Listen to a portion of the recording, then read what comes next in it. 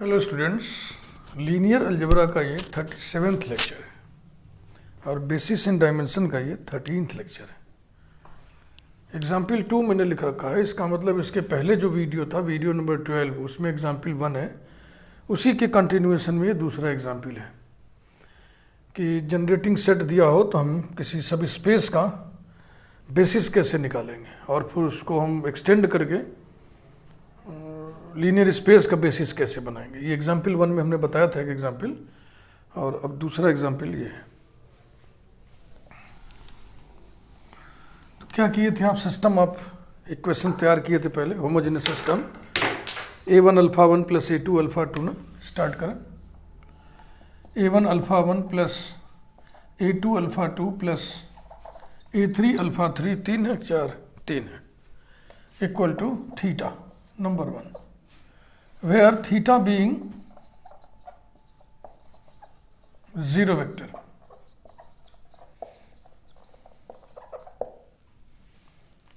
इस सिस्टम के coefficient matrix के ट्रांसपोज को ट्रायंगुलर मैट्रिक्स में हम रिड्यूस करते हैं, यही है इसका वर्किंग प्रोसेस।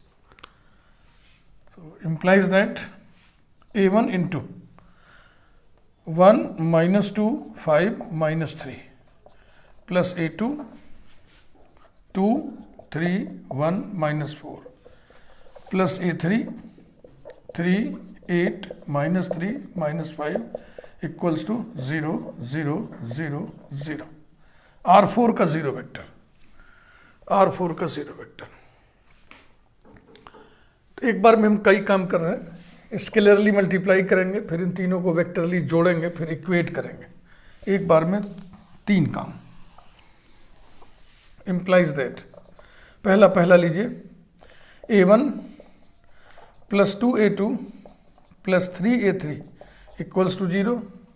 फिर सबका दूसरा लो, माइनस 2a1 प्लस 5a2, ओए अभी तो बच गए, 1 2 3 चेक कर ले इसको। फिर minus 2 3a2 plus 8a3 equals to 0। फिर तीसरा उठाइए, 5a1 plus a2 minus 3a3 equals to 0। फिर fourth, minus 3a1 minus 4a2 minus 5a3 equals to 0। तो जब ये माइनस माइनस माइनस सब है तो इसको हम सब प्लस कर देना है कि नहीं, माइनस बैलेंस हो गया। या ना करिए, जाने दीजिए, इसी पड़ा रहने दीजिए, क्यों छेड़छाड़ करें। तो ये हो गया homogeneous system. It's matrix form is, it's matrix form is,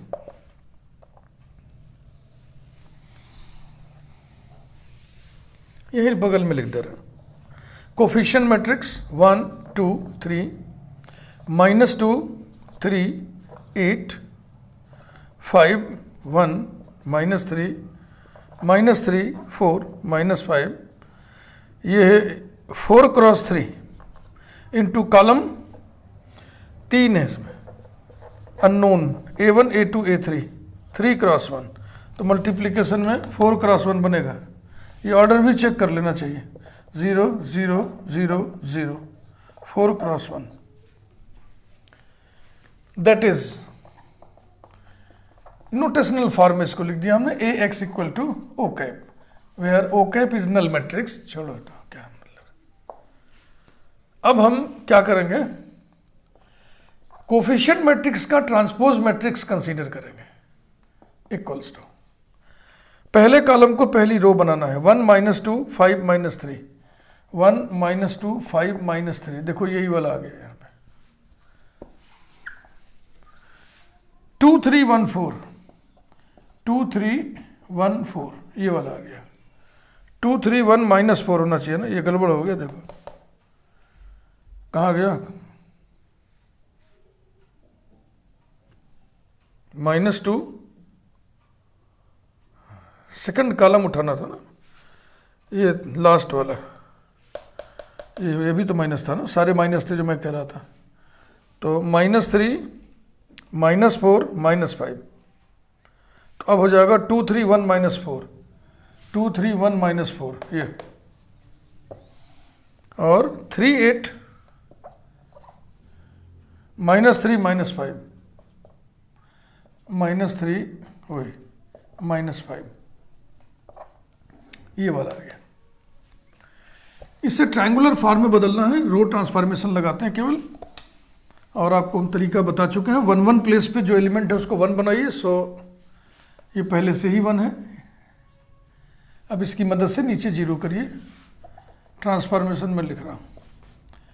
R2 is replaced by R2 minus 2 R1, R3 is replaced by R3 minus 3 R1, equivalent to 1 minus 2 5 minus 3, 2 minus 2 0, 3 plus 4 7, 1 minus 10 minus 9, minus 4 plus 6 2, 3 minus 3 0, 8 plus 6 14, minus 3 minus 15 minus 18, minus 5 plus 9 4। अब यहाँ 1 बनाते हैं, लेकिन हम देख रहे हैं कि इसका मल्टीपल है, इसकी मदद से ये 0 हो जाएगा, इसलिए 1 बनाने की जरूरत नहीं है। R3 is replaced by R3 minus 2 R2, equivalent matrix 1 minus 2 5 minus 3 0 7 minus 9 2 all 0। अब इसमें यही है ट्रायंगुलर फॉर्म। इसमें जो नॉन जीरो रोज हैं वही बेसिस बनाते हैं W के। Therefore basis of W is 0 7 minus 9 2, check कर लिया हमने, 0 7 माइनस 9 2, ठीक है, ऊपर लिखता है। Therefore basis of W is, कोई सेट का नोटेशन क्वेश्चन में तो नहीं दिया था, S लिख दूं मैं, लिख देते हैं। S equal to curly bracket, एक तो ये रहेगा 4 टपुल 1 माइनस 2 5 माइनस 3, और एक नीचे वाला 4 टपुल 0 7 माइनस 9 2। इसे हम बीटा 1 से डिनोट कर दे रहे हैं, इसे हम बीटा 2 से डिनोट कर दे रहे हैं। ये बेसिस ऑफ W है, so that dimension W is equal to order of S is equal to 2।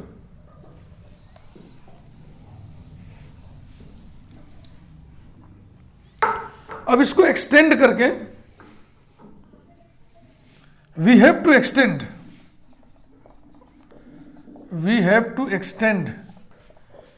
Li set S to form a basis of R4R. Now, the standard basis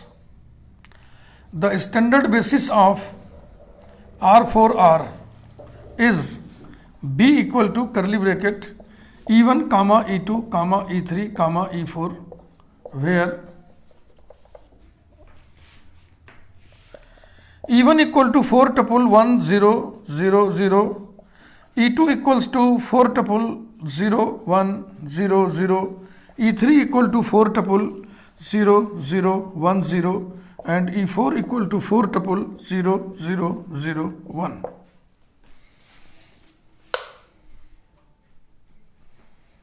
number 1, इसका linear span निकाले हम। L of S equal to curly bracket, दो लोग हैं इसमें,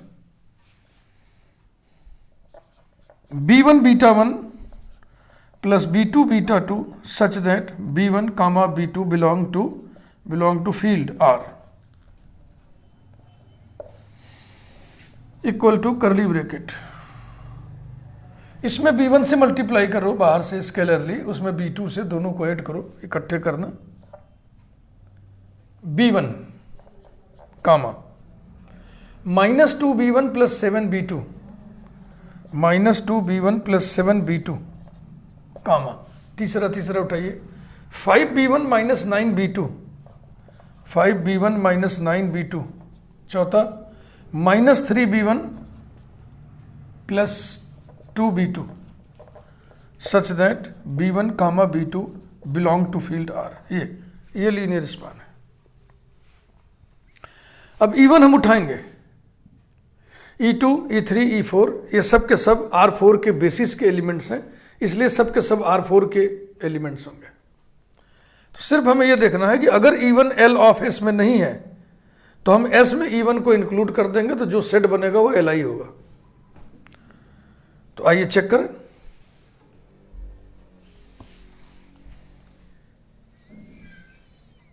इसको तो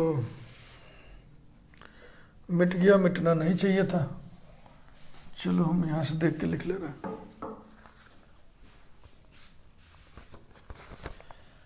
S equal to curly bracket β1 β2 where β1 is equal to 4 tuple 1 minus 2 5 minus 3 and β2 is equal to 4 tuple 0 7 minus 9 2।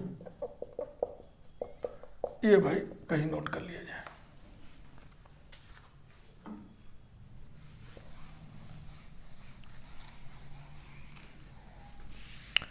Now E1 belongs to R4 and E1 does not belong to L of S। आप भी देख लो, मैंने तो देख लिया। E1 माने ये पहला तो 1 हो, पहला अकेला B1 है तो B1 1 हो और बकिया सब 0 हो, माने ये कोऑर्डिनेट भी 0 हो, ये कोऑर्डिनेट भी 0 हो, ये कोऑर्डिनेट भी 0। मेरी बात ध्यान से सुनिए, B1 B2 में ये इक्वेशन बनेगा, इक्वल टू 0 करोगे, इसको इक्वल टू 0 करोगे तो B1 B2 में दो इक्वेशन बनेंगे, इक्वल टू 0 आप सॉल्व करिएगा तो B1 बराबर 0 B2 बराबर 0 आएगा। अब B1 बराबर 0 B2 बराबर 0 आ गया, जबकि यहाँ पे क्या होना है, 1 होना है। इसका मतलब E1 इसमें नहीं है। इस तरह का कोई भी 4 टपुल 1 0 0 0 नहीं हो सकता है। This implies that S union singleton E1 is Li, that is S1 equal to, इसी को S1 कह दिया हमने।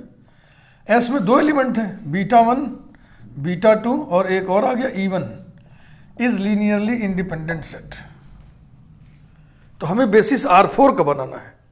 R4 के किसी भी बेसिस के पास 4 वेक्टर्स होने ही चाहिए। अभी 3 वेक्टर मिला है। अब दूसरा स्टेप, L ऑफ S1 निकालेंगे, equals to curly bracket B1 β1 plus B2 β2 plus B3 E1 such that B1 comma B2 comma B3 belong to field R। मिटाना तो पड़ेगा ही। देखो B1 β1 प्लस B2 β2 इतनी वैल्यू हमारे पास पहले से है, ये तो है ना। देखो ये, इसी में हमको B3 E1 जोड़ देना है। B3 E1 का मतलब क्या हुआ, B3 E1 का मतलब हुआ B3 0 0 0, क्योंकि E1 क्या चीज़ है, 1 0 0 0, तो B3 E1 यही होगा। तो फिर इतने में जब इसको ऐड करोगे तो इस पे कोई असर नहीं पड़ेगा, इस पर असर नहीं पड़ेगा, इस पर असर नहीं पड़ेगा, पहले वाले में B3 और जुड़ जाएगा। तो ये हो जाएगा equals to 4 tuple B1 plus B3 comma, बकिया दूसरा कोऑर्डिनेट, तीसरा कोऑर्डिनेट, चौथा coordinate as it is, minus 2B1 plus 7B2 5B1 minus 9B2 minus 3B1 plus 2B2 such that B1 comma B2 comma B3 belong to R। ये रहा। अब standard basis का E2 लीजिए। E2 बोले तो 4 टपुल 0 1 0 0। देखिए E2 इसमें हो सकता है क्या, E2 हो सकता है क्या। फिर वही बात है, आखिर के दो कोऑर्डिनेट 0 हैं, आखिर के इन दोनों को 0 कर दो, 0 करके सॉल्व करो, देखो B1 भी 0 आएगा, B2 भी 0 आएगा। अगर B1 B2 दोनों जीरो आ गए तो सेकंड कोऑर्डिनेट कितना होगा, जीरो, जबकि सेकंड कोऑर्डिनेट क्या होना चाहिए, 1। इसका मतलब E2 इसमें नहीं है। Now E2 belong to R4, E2 does not belong to L of S1, implies that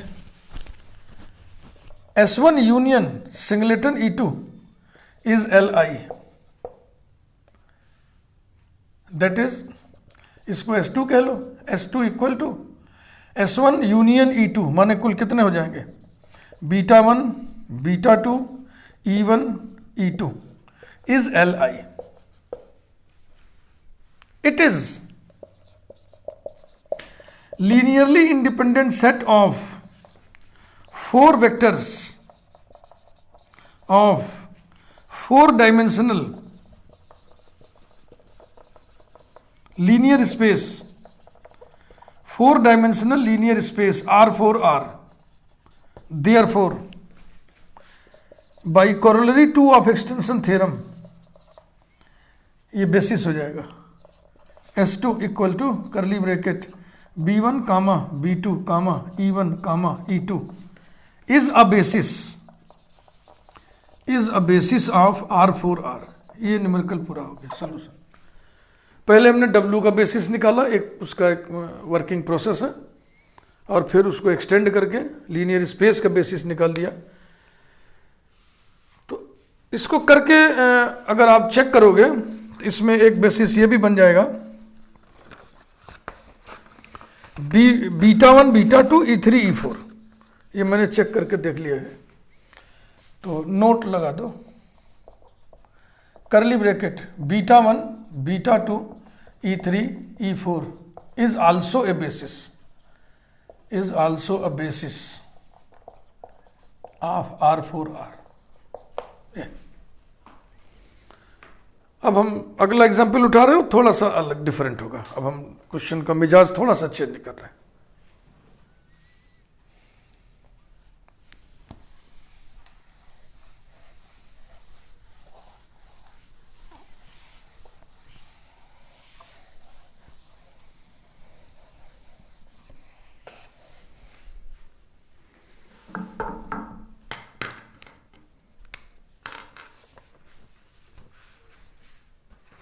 example 3 थोड़ा ट्विस्टेड होगा, बस जरा सा। Let W equal to curly bracket 3 tuple XYZ belonging to R3 such that 3x minus y plus z equal to 0 to show that W is a subspace of R3। To show that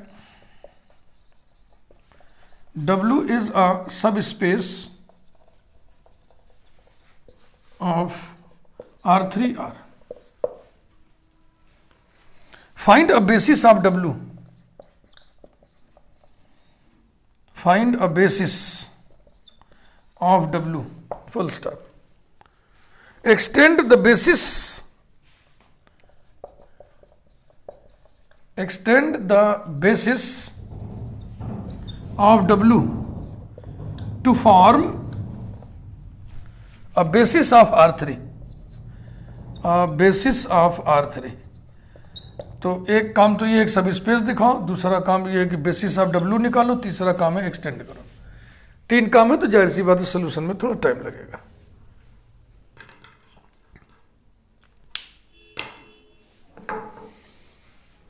मैं सब आपको बता दे रहा हूं करके, ठीक।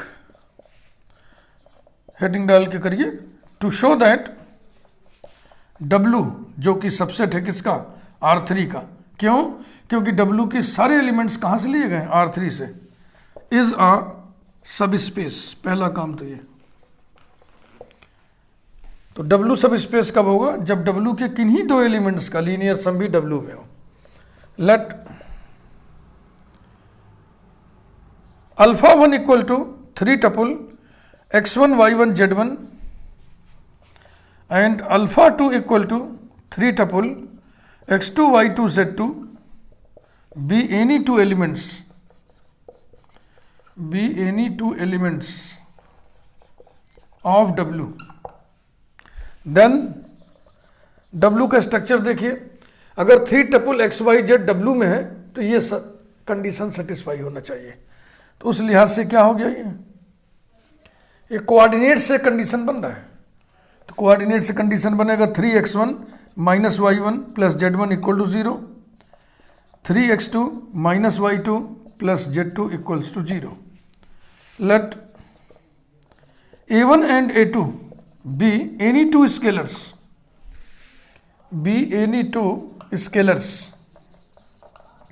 then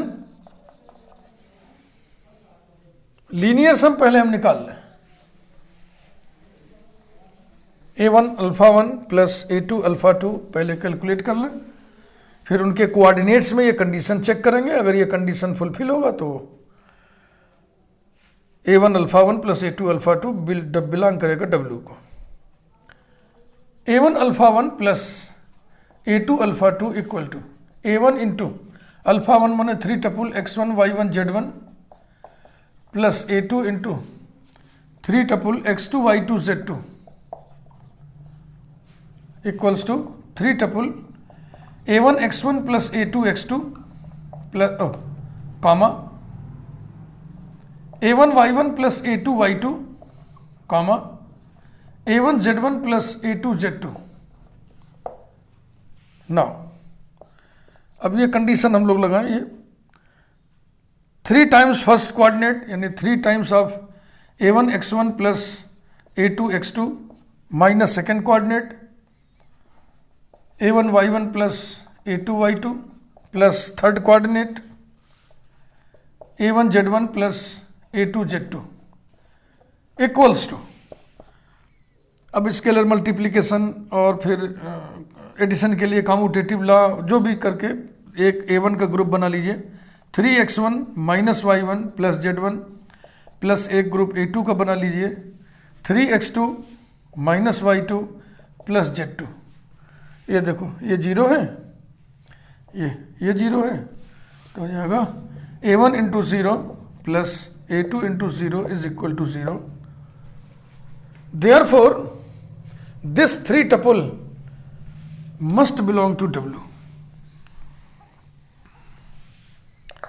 Therefore, ये 3 tuple लिखिए, a1 x1 plus a2 x2 comma a1 y1 plus a2 y2 comma a1 z1 plus a2 z2 belongs to W. That is a1 alpha 1 plus a2 alpha 2 belongs to W। इसमें a1 a2 arbitrary scalar लिया था, alpha 1 alpha 2 arbitrary elements of W लिया था, इसलिए हम अब कह सकते हैं 10 a1 alpha 1 plus a2 alpha 2 belongs to W for all a1 a2 belonging to field R semicolon for all alpha 1 alpha 2 belonging to W। Hence W जो कि सबसेट है R4 का is a subspace of R4। एक part हो गया। दूसरे part में हम W के लिए बेसिस आपको बताएंगे, तो ये थोड़ा अलग किस्म का है ना। इसमें W में देखो कोऑर्डिनेट्स के बीच में एक रिस्ट्रिक्शन या कंडीशन जो भी कह लीजिए दिया हुआ है। तो अब दूसरा स्टेप, दूसरा पार्ट कहिए, स्टेप नहीं, दूसरा पार्ट इस सॉल्यूशन का, to find a basis of W।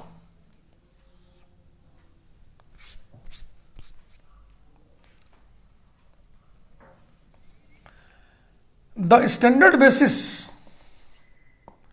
Of, अरे R4 लिख दिया हमने, और तरह की R4 थोड़ी है, इस क्वेश्चन में R3 बाबू, देख लो, चेक करो, जहाँ जहाँ R4 लिख दिया उसको R3 करो। R3 है ना, देख लो क्वेश्चन, देखो R3 आता, 3 ही कोऑर्डिनेट तो है, तो R3 तो होगा, और तो कहीं गलती नहीं किया, ये 2 तो हमें दिख रहा है, बाकी जो हम लिख चुके हैं देख लो भाई, चेक कर लो।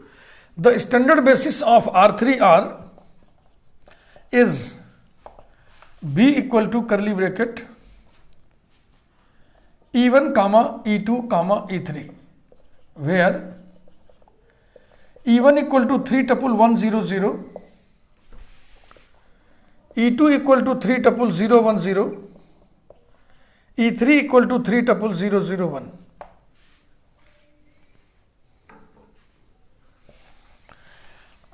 कोऑर्डिनेट्स के बीच में एक ट्रांसफॉर्मेशन दिया हुआ है। अंडर द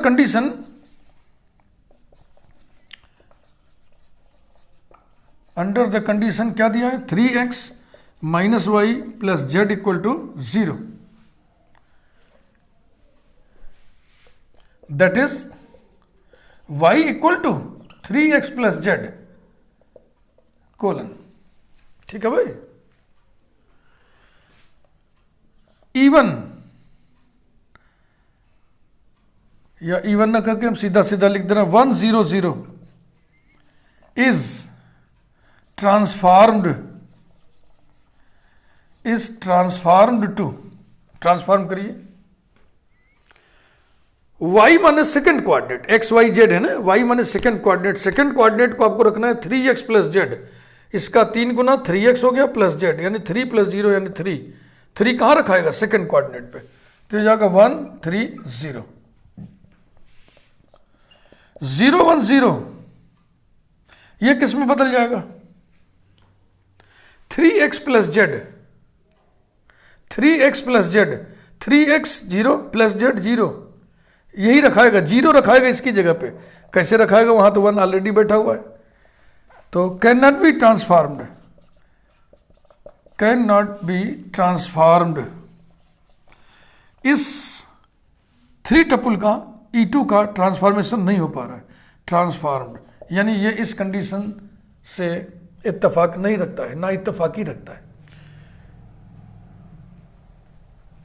फिर क्या है? 0 0 1 इज ट्रांसफॉर्म्ड टू, देखो 3x plus Z, 3x plus Z यहां लिखाना है, तो यहां क्या लिखाना है? 1, तो 0 1 1 0 1 1 ये। तो अब यही दोनों जो है बेसिस में जाएंगे, W के बेसिस में। 1 3 0 0 1 1 1 3 0 0 1 1, यही दोनों जाएंगे।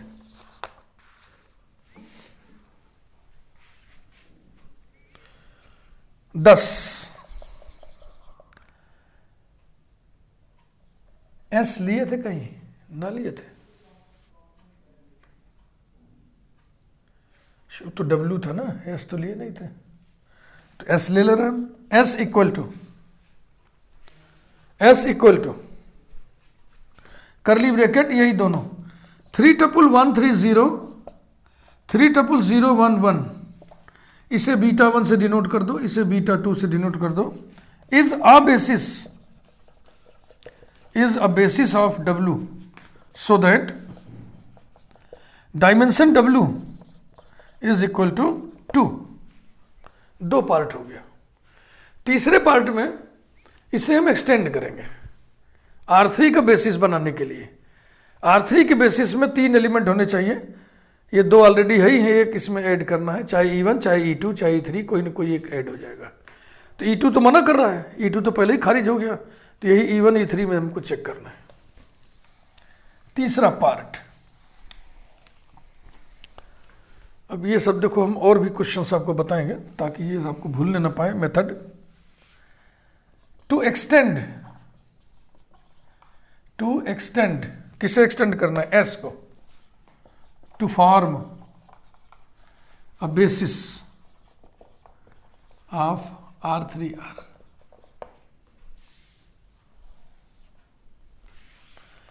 L of S equal to curly bracket B1 beta 1 plus B2 beta 2। L of S में S के एलिमेंट्स के सारे LCs होते हैं, तो B1 B2 के डिफरेंट वैल्यूज हम देंगे ना, तो सारे LCs हो जाएगा ये। Such that B1 B2 are arbitrary elements of field equals to curly bracket लिख देता हूं मैं, B1 into 3 tuple 1 3 0 plus B2 into 3 tuple 0 1 1 such that B1 comma B2 belong to R.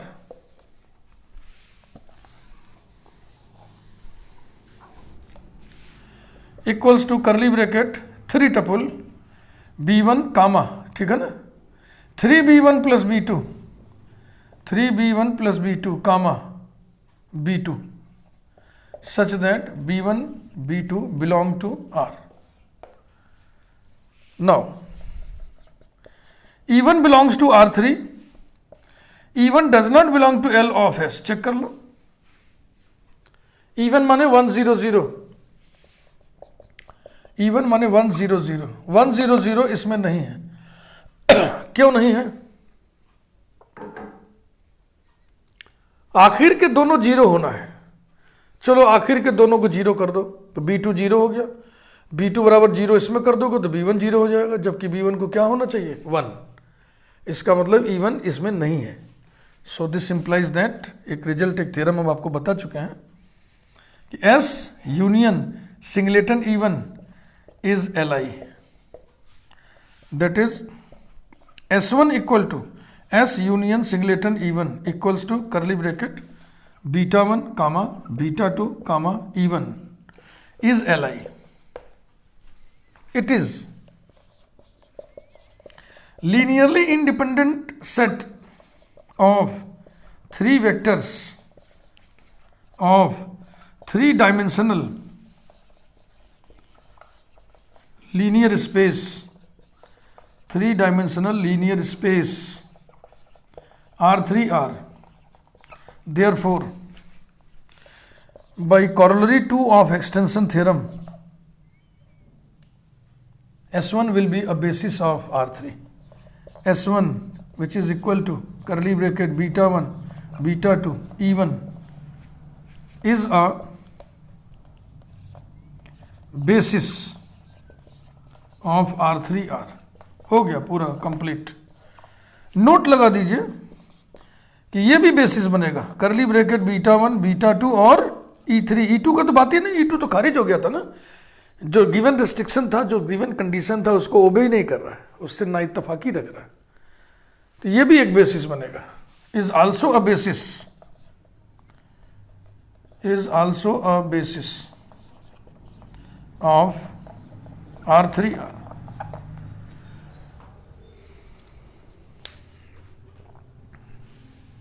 Video को लाइक करिए। Thank you.